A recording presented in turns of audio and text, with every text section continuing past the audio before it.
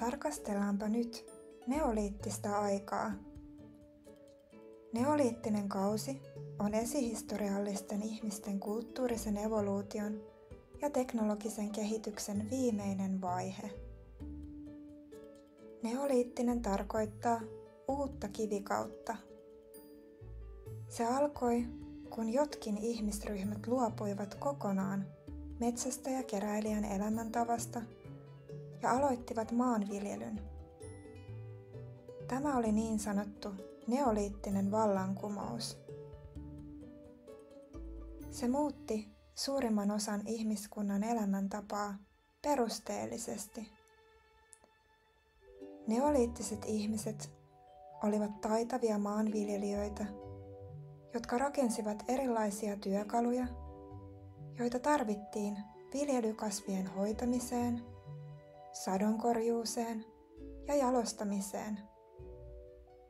Neoliittiset maanviljelijät kehittivät aurojen kaltaisia työkaluja, jotka auttoivat heitä työssään.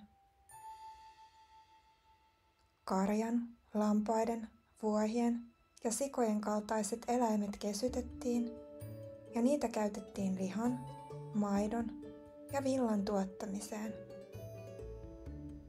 Muutokset saivat ihmiset pysymään samassa paikassa pidempiä aikoja. Asuinpaikoista tuli pysyvämpiä ja kyliä muodostui.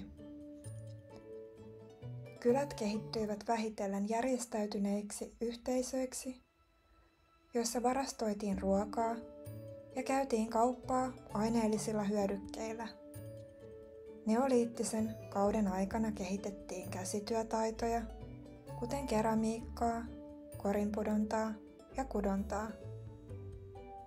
Pyörän keksiminen on tuon ajan merkittävin tapahtuma. Kivikausi päättyi, kun ihmiset alkoivat työstää metallia ja valmistaa työkaluja ja aseita pronssista. Siitä alkoi pronssikausi, mutta siitä puhutaan seuraavalla kerralla.